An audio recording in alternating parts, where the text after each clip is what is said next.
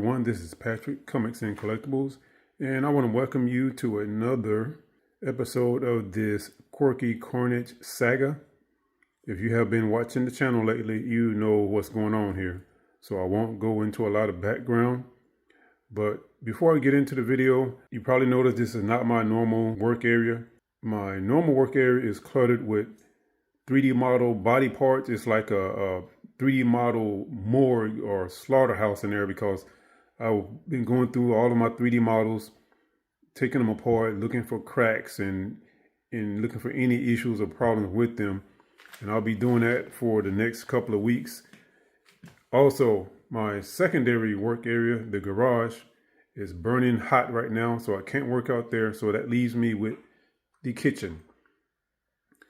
And okay, yeah, I guess that's it. Let's go ahead and get into this, folks. I have been down the rabbit hole researching resin, epoxy, 3D model cracks, 3D model fillers, everything you can imagine, because I plan to save this 3D model right here. This started out as a project. I think I was calling it the Quirky Carnage project. I don't know what I'm going to call this because this is not actually part of that project.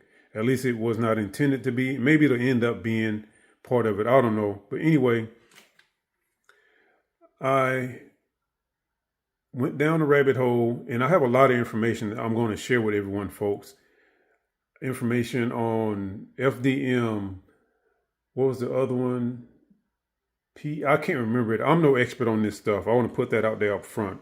I'm no expert on this. I know a little bit about everything. I know everything about nothing. Okay, so I just want to make that clear. I'm just sharing information that I got offline. Now, if the information is accurate or not, I can't say. If that information is up to date, I cannot say, but I'm going to share it with you. I'm not going to try to quote everything I read online right now because I can't remember it, first of all, and it is a lot of information out there. So I'll be talking about different types of resin, different types of, different types of materials used to make 3D models. One of those is a type of resin. One is, I think it's called FDM. I think I came across maybe another one also. So I'm going to share all that information. If you know anything about this, if you're an expert in the field, please share what you know about it to help out anyone who might happen to see this video in the future. All right, let's talk about what's going on here. I have decided, after a lot of research, after a lot of studying, that I am going to use this epoxy resin. I will be using this 2-part epoxy glue. Yeah, that's it. That's what I'm going to use. So now let me tell you what I have in mind. What I'm thinking is, okay, hold on. Let's go ahead and get the base out of the way first. All right, now I can't show you all my kitchen because it's not the most organized right now because I got stuff everywhere. So the plan for this base is, if I can turn it over, I already have some plaster of Paris in here, and it's not all moist or anything right now. It did get moist at one point, but it dried up again, thank goodness. So the plan is to put baking soda in here to fill this in. That way I don't have to worry about moisture. I'm going to fill it with baking soda, close it up, and I'm hoping that nothing bad will happen once I close it up, as far as like moisture gathering in here or anything like that. So we'll see. Time will tell. Now, along with the rest of this, I will be putting something over this to protect it from any future cracks. I'm thinking about maybe some air dry clay, but I'm kind of leery about that. Now, my second choice would be the epoxy sculpt clay, which really gets hard once it dries out. So that's one possibility. And I also want to put a coating, some type of protective coating on the outside of the model here. I'm thinking about using this. I've been looking at a lot of videos and I've seen people using this on the outside of little, not necessarily 3D models, but other little figures and stuff like that. So I'm looking more into that, and I'm also considering using that on the outside of the base.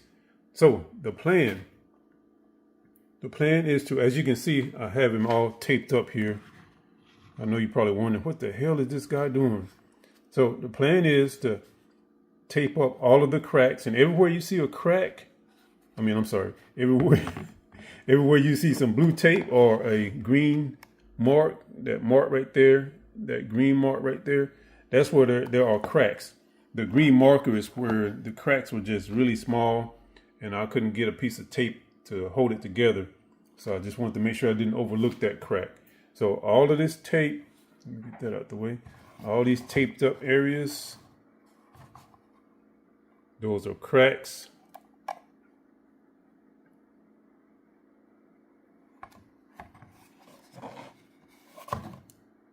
Let me see, did I show the head already? I think I did, but let's show it again. It's the head. And this is part of the bus. All of those are cracks. And then those are other little pieces to this Carnage puzzle. All right, folks, the plan is to use this glue right there. I'll be using that glue on the inside of the model.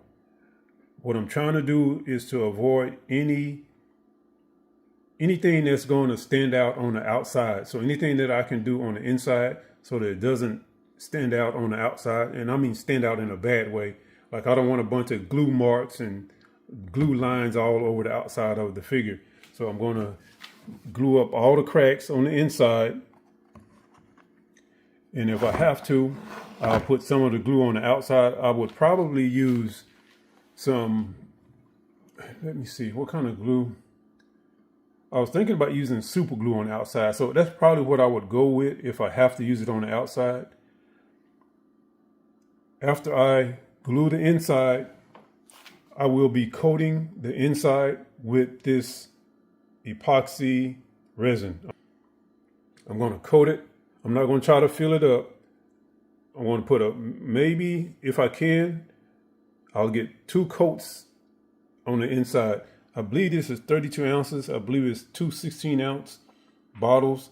So 32 coats, I'm thinking 32 ounces should be enough to coat that and leave some left over for other stuff. So that's the plan, folks. If you have any information that will help me with this, please share that information, because I will be getting started on this real quick. I don't want this to sit around too long, because parts will start getting lost, and then it's just going to be a real big hassle trying to get this thing back together and get it completed. Now, I still want to add some weight to this after I coat the inside with the resin. What I'm thinking is, I'm thinking about using baking soda. Maybe just a small amount, just to give it a little bit of weight. Because what I have been doing in the past, I have used hot glue, I've used plaster of Paris. Yeah, I think those are only 2. I've used both of those on different models to try to coat the inside, but that's very hard to do. If you have worked with plaster of Paris, if you have worked with hot glue, you know that it can be hard trying to coat the inside of something with that stuff, because once it starts to cool off, it starts to set, and so it doesn't do a good job of coating anything, especially on the inside, that is. So I've seen this stuff in action on YouTube videos, and I think I have 30 minutes of working time with that one. Different ones have different working times, but I think this one is 30 minutes. That will give me plenty of time to mix it and to get it in here and spread it around the inside and let it set. So that's my plan, folks. We all know plans don't always turn out the way we planned them, but hopefully this one will, because I do want to save this model here. So let's see what happens. So if you're interested in this, folks, make sure you stay tuned. Subscribe if you haven't done so. And as always, I want to thank you for watching this video, and thank you for supporting the channel. I'll be back with more real soon, because this yeah, that's it. Let me just close it up right there. Let me call it a wrap. All right, folks. Thank you. Bye. Okay, let me try to get some kind of thumbnail here. If he would stay there, maybe he's not going to stay.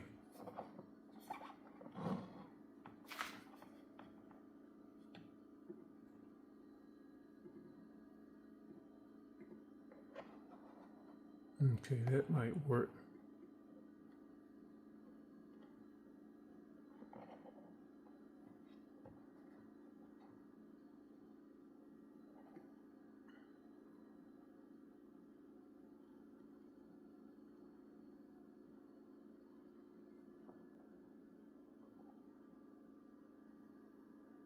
All right, bye, folks. I wanted to mention something about this resin that I forgot earlier in the video. In the past, I said I did not want to use this resin because of all of the safety concerns and all of the precautions you have to take to, and all of the precautions you have to take when you use it. Also because of the price of it. Now, I did find this at a reasonable price. I think it was about $24. In the past, the price of this stuff was really high, way out of my budget. But I don't know if I just found a cheap brand or a new brand, or maybe I overlooked this one in the past and I didn't want to, well, I couldn't afford to buy it. But that's the reason I went ahead and broke down and decided to use this. Also, as far as the safety, and that's a big concern for me. I've been looking into the safety, into the safe use of this rather. Now I have my gloves, I have my eye protection, I have a mask, and I have ventilation in my garage. My biggest concern right now as far as safety is the mask. I'm sure it's not the proper or appropriate type for this type of stuff, but I'll use the mask with maybe something over the mask to give me a little extra protection. So I just want to add that onto the video to let everyone know what's going on, because I had said I wasn't going to use this, but I'm going to give it a try, see how things turn out. If it turns out and I don't have a lot of issues or a lot of problems with it, this may be the future for my 3D models when it comes to filling them. And yeah, so we'll see. Thanks again, folks. Bye.